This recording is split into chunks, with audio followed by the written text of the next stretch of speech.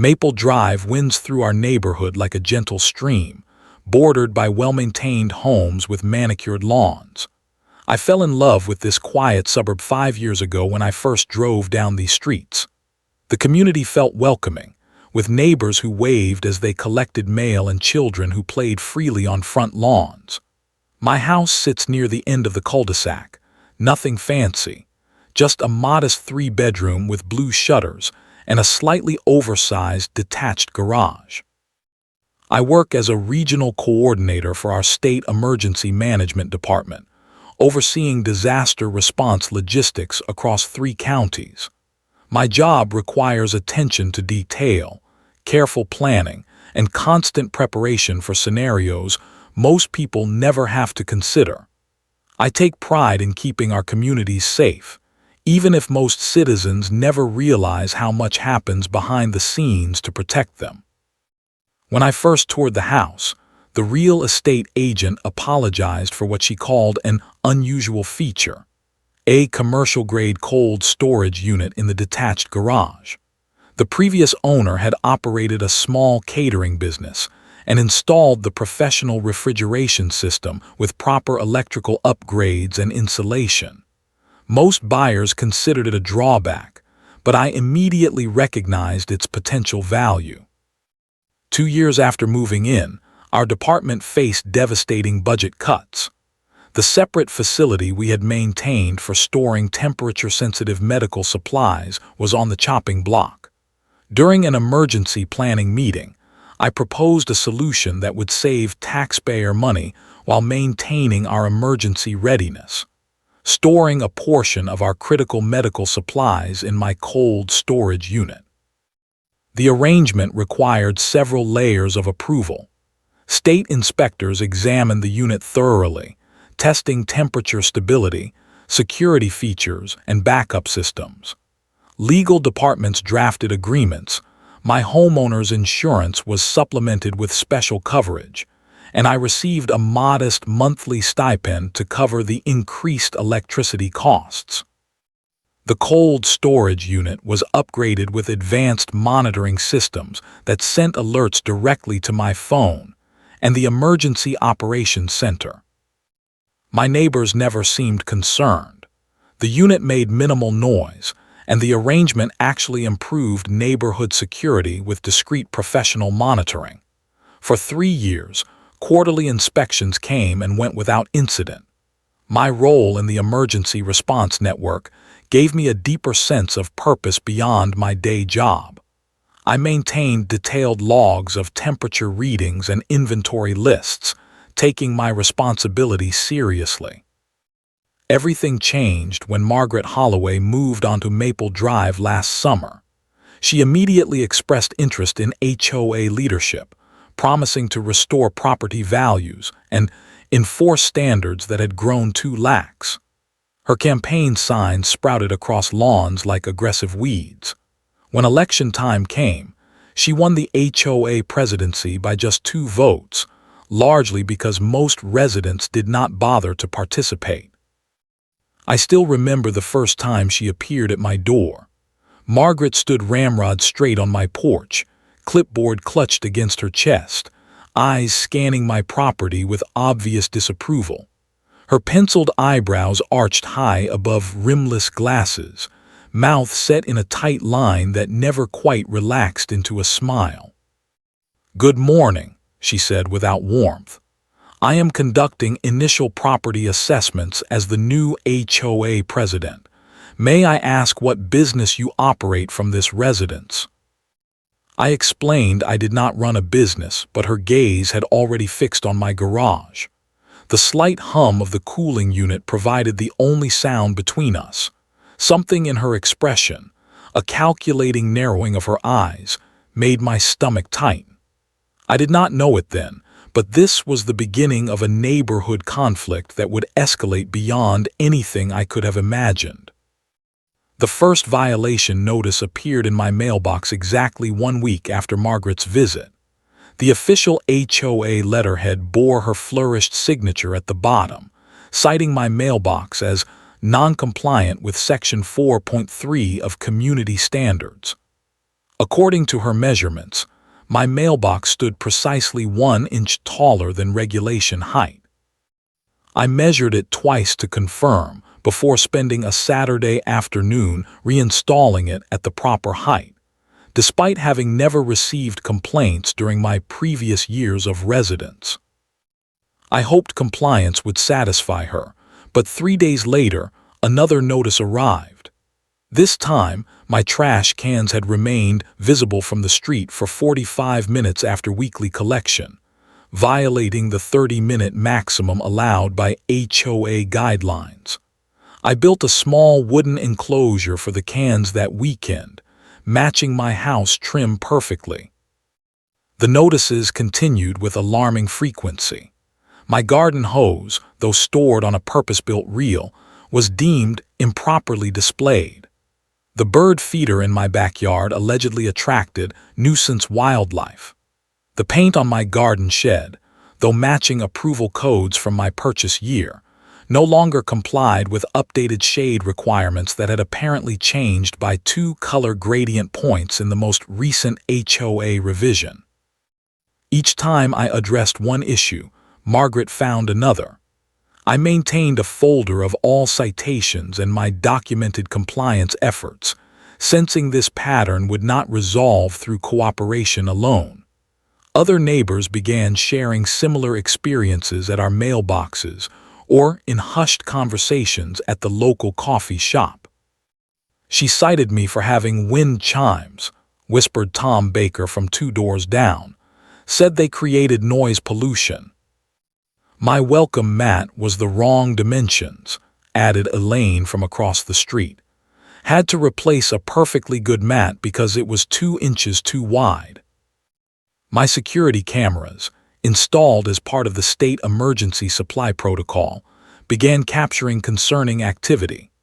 Margaret appeared on my property at unusual hours, measuring grass height with a ruler at 6:15 a.m., photographing my garage from multiple angles while talking into a small recorder, and once even peering through my side windows with a small notebook in hand. The footage showed her circling my detached garage with particular interest, often writing extensive notes.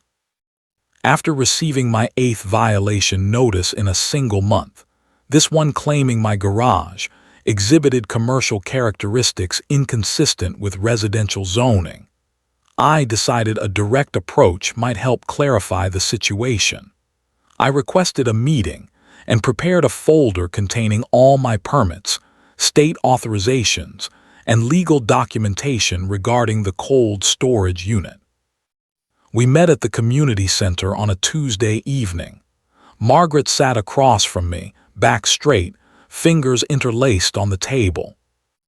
"I understand you have concerns about my property," I began, opening my folder. "I want to explain that the cold storage unit in my garage is officially sanctioned by the State Emergency Management Department. I have all necessary permits and authorizations here." Margaret raised her hand, cutting me off before I could continue. "Government contracts do not supersede HOA covenants," she declared, looking down her nose at my carefully organized documentation.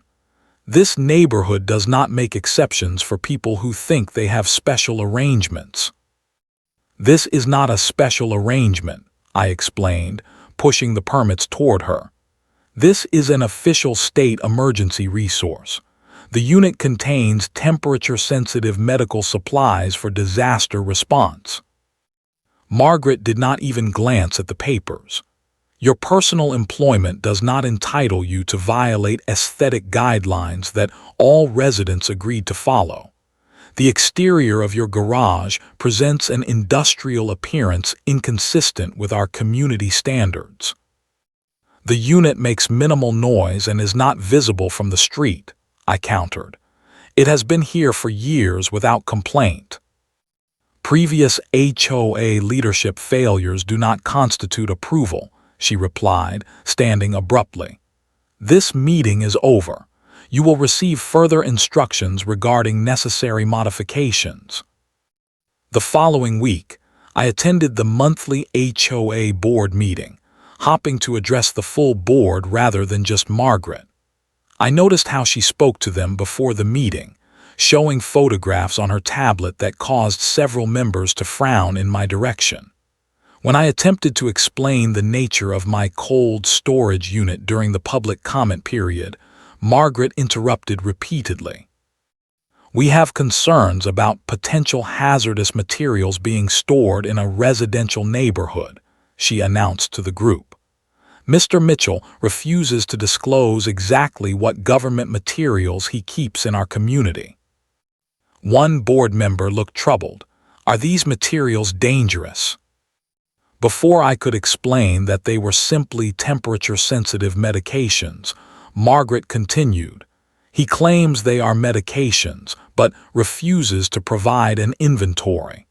Can we truly trust what might be hidden in our neighborhood?" I left that meeting knowing something had fundamentally changed. What had begun as petty harassment over minor violations had evolved into something more targeted and concerning.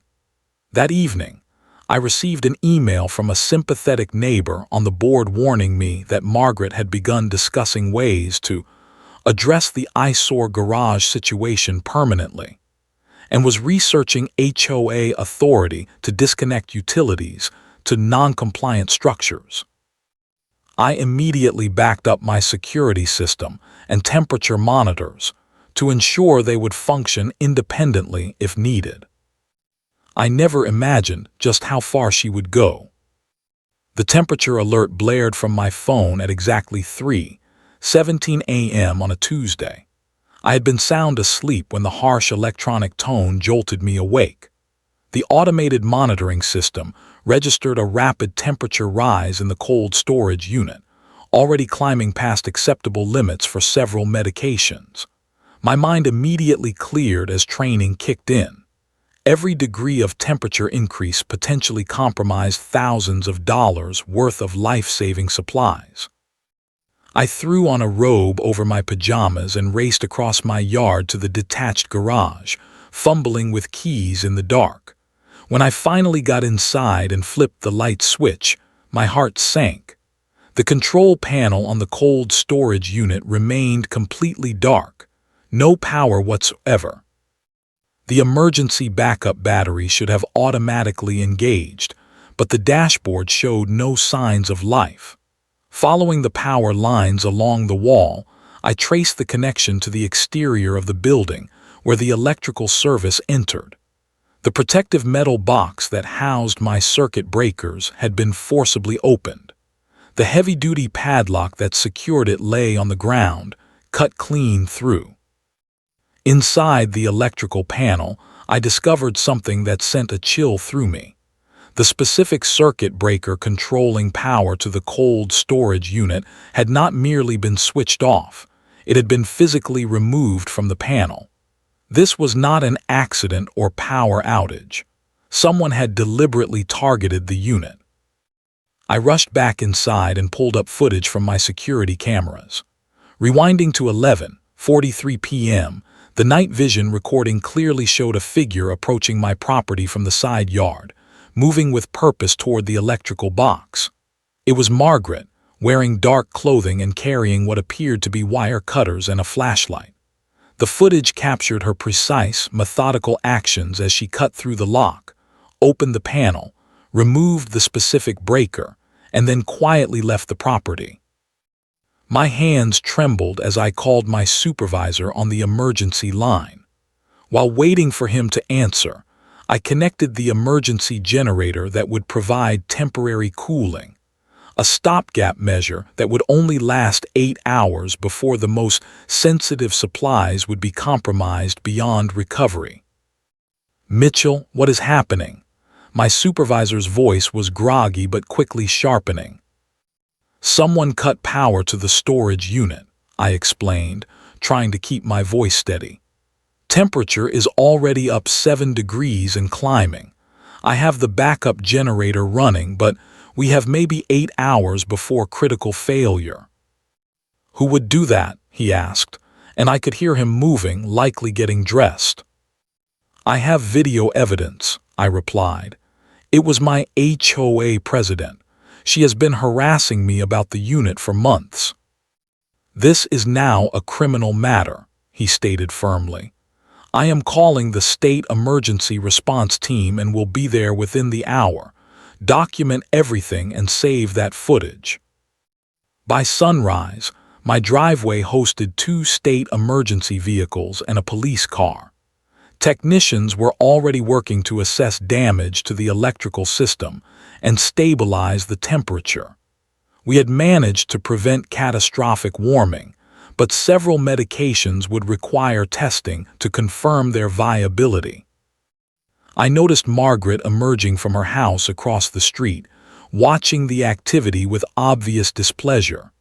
Without thinking, I crossed to confront her, aware of but not caring about the state officials observing us. You cut power to my storage unit, I stated, keeping my voice low but intense. Do you have any idea what you have done? To my shock, Margaret did not deny it. She stood with arms crossed, chin raised defiantly. That monstrosity hums all night and violates Section 8, Paragraph C of Aesthetic Guidelines, she declared loudly enough for others to hear. The HOA has authority to address violations, and I exercise that authority. There are critical medical supplies in that unit, I told her, struggling to maintain composure. Temperature-sensitive medications that hospitals rely on during emergencies, state property that I am authorized to store. Margaret dismissed my concerns with a wave of her hand. Not my problem what you keep in there. Should have thought about that before installing an industrial eyesore. You broke into my electrical box and removed a circuit breaker, I continued, gesturing toward the state officials who were now watching our exchange. That is vandalism and tampering with critical infrastructure. I was enforcing HOA guidelines, she insisted, though I noticed a flicker of uncertainty cross her face as she registered the official vehicles and uniformed personnel on my property. The board has discussed your violations repeatedly. Did the board authorize you to cut my lock and tamper with my electrical system? I asked. For the first time, Margaret hesitated. A state emergency management official approached us, introducing himself as Director Reynolds. Ma'am, are you acknowledging that you deliberately disabled power to this storage facility? He asked, his tone professional but severe. I was addressing a community violation, she replied, her confidence visibly wavering. The HOA has authority. What you have done, Director Reynolds interrupted, is tamper with state emergency response resources. Those supplies support medical facilities across 3 counties during disasters. This is not a neighborhood dispute about fence height or lawn ornaments. As Margaret began to grasp the seriousness of the situation, I could see the calculation in her eyes. She straightened her posture and adopted a more formal tone. I was not properly informed about the nature of these supplies, she claimed. If there was a miscommunication, then perhaps we should discuss this more appropriately through official channels. We have you on video cutting a security lock and removing electrical components, I stated flatly. There is no miscommunication. As Margaret retreated to her house, claiming she needed to consult HOA bylaws, Director Reynolds turned to me with a grim expression. This just became a much bigger issue than a neighborhood dispute, he said quietly. Homeland Security will need to be involved. The next 12 hours transformed my quiet home into a crisis command center. State technicians in uniforms worked methodically in the garage, connecting portable cooling units and monitoring equipment. My living room filled with officials making phone calls, reviewing protocols, and documenting the incident. Director Reynolds established a temporary headquarters at my dining table, coordinating the emergency response with methodical efficiency. We need to assess exactly what has been compromised, He instructed a team of pharmaceutical specialists who arrived mid-morning. Prioritize by temperature sensitivity and categorize everything for proper testing. The specialists worked with practiced precision, carefully transferring medications into specialized transport containers packed with dry ice. Each container was labeled, logged, and prepared for testing at the main facility. Some medications could tolerate brief temperature fluctuations, while others were irreversibly damaged by even minor warming. "We need alternative cold storage immediately," I said, making calls to local medical supply companies. After several attempts, I secured temporary refrigeration units from a regional hospital that could accept our less critical supplies while the main facility prepared for the rest. Meanwhile, I gathered every document related to my HOA disputes, every violation notice, every email, and most importantly, the security footage showing Margaret's deliberate tampering. My attorney arrived shortly after noon, reviewing the evidence with increasing concern. "This goes well beyond HOA overreach," she explained, organizing the papers into distinct folders. "Tampering with an electrical box is criminal vandalism at minimum. Given the nature of what was stored, there could be additional charges related to critical infrastructure." By late afternoon, the initial damage assessment painted a grim picture. Approximately $43,000 worth of temperature-sensitive medications had been compromised, including rare antibiotics and emergency response drugs that would take months to replace. Some represented the only regional stock available for certain emergency scenarios. "We have an emergency HOA board meeting scheduled for 7 tonight," I told Director Reynolds. "They need to understand the severity of what has happened." "I will attend personally," he replied, closing a folder marked with official seals. "This board needs to recognize this is not a homeowner dispute, but interference with critical emergency resources." As evening approached, neighbors gathered outside, watching the steady stream of official vehicles with curiosity and concern. Several approached me with questions, and I provided basic information without compromising security protocols. Word spread quickly through the community that something serious had occurred. The community center meeting room was already crowded when I arrived with Director Reynolds and my attorney. The full HOA board sat at the front table, looking uncomfortable as they observed the unexpected official presence. Margaret arrived last, her usual confident stride noticeably tentative. She had changed into formal attire and carried a thick binder of HOA regulations. Board President Thompson called the emergency meeting to order, his voice betraying his anxiety. "We are here to address an incident involving a property on Maple Drive. Given the unusual circumstances, we have state officials present." Director Reynolds stepped forward, introducing himself formally to the board. Early this morning, power was deliberately cut to a state-authorized emergency supply storage unit located on Mr. Mitchell's property. This unit contains critical medical supplies that support regional hospitals during disasters. The tampering has resulted in significant damage to essential medications and constitutes interference with critical infrastructure. The board members exchanged alarmed glances. One woman raised her hand tentatively. "We were not aware of any authorized state facility in our neighborhood." "The arrangement was properly permitted and legally established 3 years ago," Director Reynolds explained, displaying official documentation on the projector screen. "For security reasons, the specific nature and location of emergency supply caches are not publicly disclosed, but all proper authorization was obtained." Margaret interrupted, her voice sharper than necessary.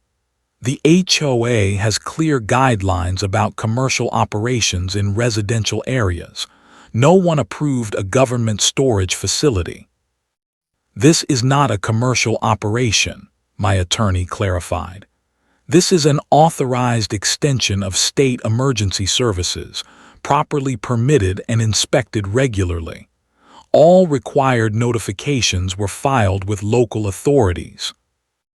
Director Reynolds continued, his tone growing more serious. What concerns us most is the deliberate nature of the tampering. Security footage confirms that Mrs. Holloway physically cut the lock on the electrical box and removed specific components to disable the refrigeration unit. The board members turned toward Margaret with expressions ranging from shock to disbelief. Thompson leaned forward. "Margaret, did you take these actions without board approval?" "I was enforcing aesthetic guidelines," she insisted, though her voice had lost some of its earlier confidence. "That unit violates multiple HOA regulations about exterior appearances and noise levels." "By cutting a security lock," Thompson asked incredulously. "That is not enforcement, that is vandalism." The preliminary damage assessment appeared on screen, images of compromised medications, alongside their replacement costs. The board members visibly recoiled at the figures.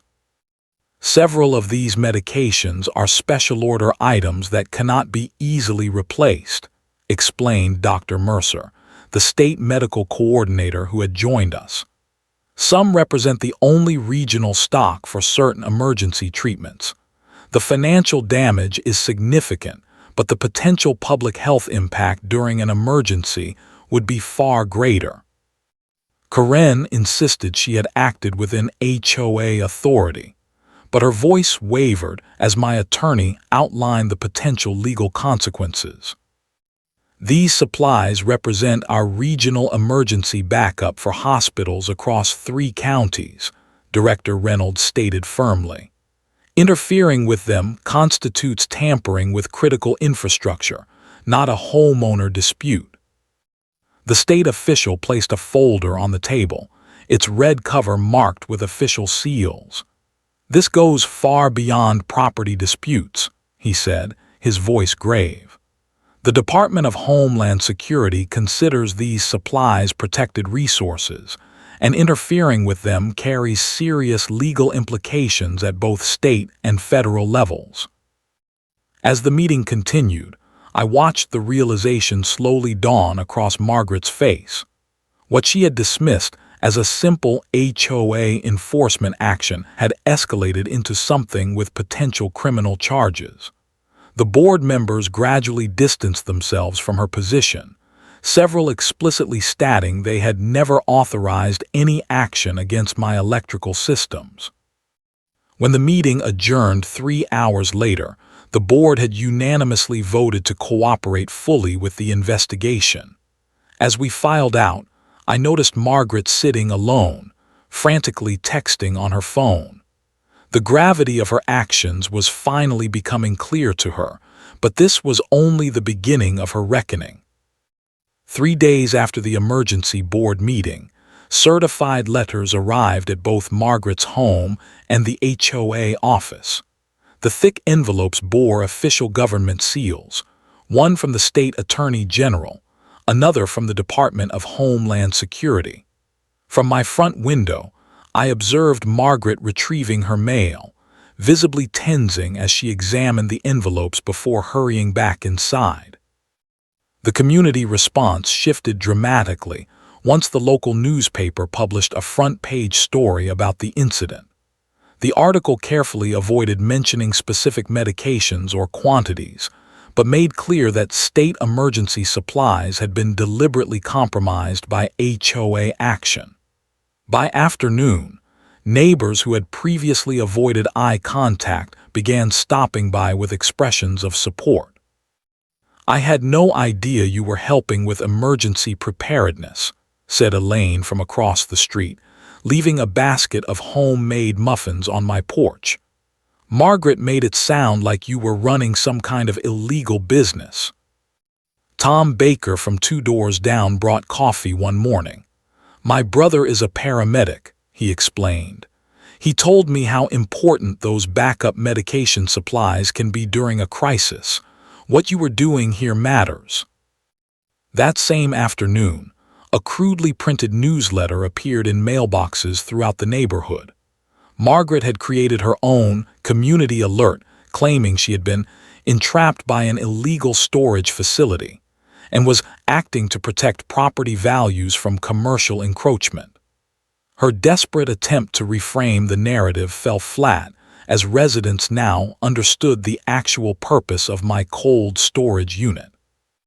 The HOA called an emergency neighborhood meeting at the community center to address growing concerns. The room filled beyond capacity, with people standing along the walls. Margaret arrived 20 minutes late, making a dramatic entrance in formal business attire. She marched directly to the podium despite not being on the speaking schedule. "I believe I deserve an opportunity to explain my actions," she announced, gripping the sides of the lectern. "I was protecting our property values against commercial intrusion into our residential community." Board President Thompson reluctantly allowed her to speak briefly. As Margaret began her rehearsed speech about vigilant protection of community standards, residents interrupted with increasingly pointed questions. "Did you actually cut a lock to access someone's electrical box?" asked Mrs. Jenkins, an elderly resident rarely seen at meetings. "That was necessary enforcement of," Margaret began. "Yes or no, did you cut his lock?" Mrs. Jenkins persisted. "Technical measures were required, yes," Margaret finally admitted. "And did you seek board approval before taking this action?" asked another resident. "I acted under general enforcement guidelines," Margaret responded evasively. "That is not what the bylaws permit," countered the resident, holding up a printed copy of HOA regulations. Section 12 explicitly requires board approval for any action involving property access or utility systems. "I was protecting our property values," Margaret insisted, her voice rising defensively. "He should have disclosed the nature of those supplies." The state emergency coordinator who had accompanied me stepped forward then, introducing himself professionally. "Operational security protocols specifically prohibit public disclosure of critical supply locations," he explained calmly. "This is standard practice for emergency response resources nationwide. Mr. Mitchell followed every legal requirement and received all proper authorizations." As Margaret struggled to maintain control of the narrative, unexpected allies emerged. 2 former board members approached the microphone, sharing documentation of other instances where Margaret had overstepped her authority. Unauthorized fines collected without board approval, modification permissions selectively granted to friends, while denied to others for identical requests. The most damaging testimony came from Roger Hewitt, the HOA treasurer, who requested to speak privately with the board during a brief recess. When the meeting resumed, President Thompson looked visibly disturbed. "Mr. Hewitt has brought concerning financial irregularities to our attention," Thompson announced. "Additionally, he has confirmed that Mrs. Holloway never filed the required paperwork for accessing electrical systems on private property, meaning she acted completely outside HOA authority." Roger approached me afterward, sliding across a folder containing financial records. "The board never authorized this," he whispered, glancing nervously toward Margaret. "Some of us have been concerned about her approach for months, but this crossed a line none of us expected." That evening, my security cameras captured something remarkable. Margaret entering the HOA office at midnight, removing files and placing them in her car. The footage showed her making multiple trips, frantically carrying boxes and folders, occasionally looking over her shoulder with obvious anxiety. I forwarded the footage to my attorney and the board president immediately. "This appears to be removal of official HOA records," I noted in my email. "Given the ongoing investigation, this could constitute tampering with evidence." The board president responded within minutes despite the late hour. "Security has been dispatched to secure the office. Police have been notified." By morning, the community message board exploded with posts as neighbors shared stories of Margaret's previous overreach, selective enforcement, personal vendettas masked as violations, and inconsistent application of rules. What had begun as one incident involving my property had catalyzed a complete reevaluation of Margaret's entire tenure. As state investigators continued gathering evidence, Margaret's desperate actions revealed someone who finally understood the avalanche she had triggered and was frantically trying to outrun its consequences. But the momentum had shifted irreversibly, and accountability was rapidly approaching. 1 week later, the community center meeting room could barely contain the crowd that assembled for the special hearing. Residents filled every available chair, with dozens more standing along the walls. The tension in the air felt almost physical as the full HOA board sat at the front table, flanked by their legal counsel. State officials occupied reserved seats to their right, including Director Reynolds and representatives from the Attorney General's office. At precisely 7 o'clock, Board President Thompson called the meeting to order. "This special session will address serious allegations against HOA President Margaret Holloway regarding unauthorized actions taken against a resident's property and subsequent issues that have come to light." The board had hired an independent parliamentarian to oversee the proceedings, ensuring procedural fairness. He explained the format: evidence presentation, testimony from witnesses, response from Margaret, and board deliberation. Margaret arrived 20 minutes late, creating a stir as she entered with a visibly uncomfortable attorney who kept checking his watch. She had chosen a formal business suit, hair perfectly arranged, projecting confidence that seemed increasingly brittle as she observed the packed room. The evidence presentation began with my security footage, shown on a large screen for all to see. The room fell silent as they watched Margaret methodically approach my electrical box, cut the lock, open the panel, and deliberately remove the specific breaker. The footage timestamp clearly showed her actions occurring at 11:43 p.m., contradicting her previous claims of conducting regular daylight inspections. The state electrical inspector testified next, presenting his assessment of the damage. "The manner in which the breaker was removed created significant risk of electrical fire," he explained, displaying photographs of exposed wiring.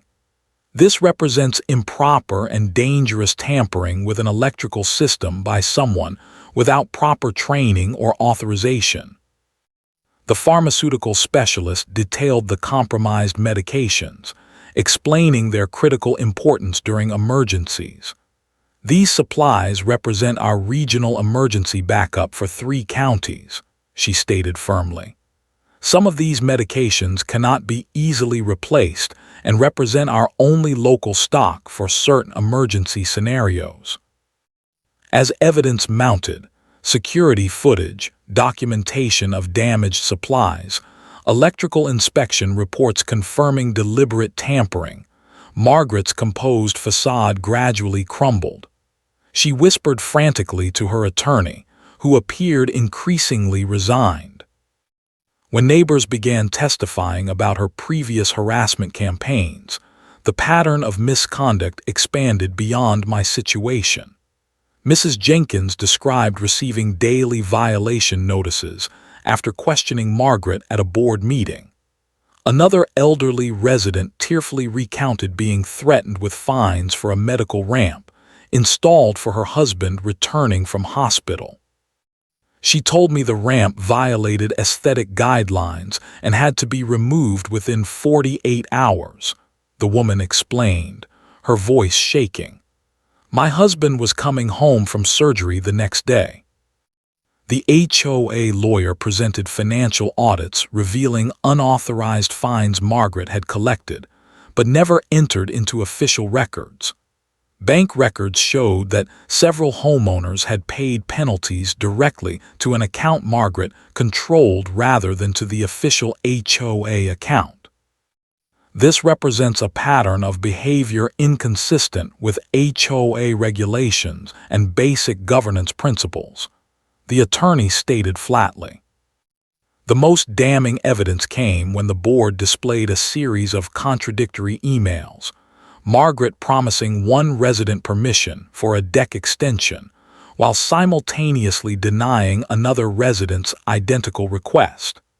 The emails revealed her explicit statement that she would make things difficult for certain problematic homeowners.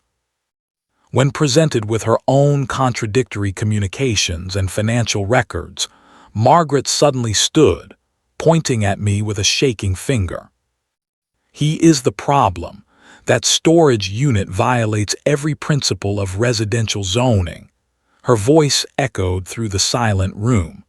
I was protecting our neighborhood from becoming a commercial zone. Her own lawyer gently pulled her back into her seat, whispering urgently in her ear. The outburst only confirmed for everyone present what the evidence had already established, that her actions stemmed from personal vendetta rather than legitimate HOA concerns. The board recessed for deliberation, returning after 30 minutes with their decision. Thompson stood, facing both Margaret and the assembled residents.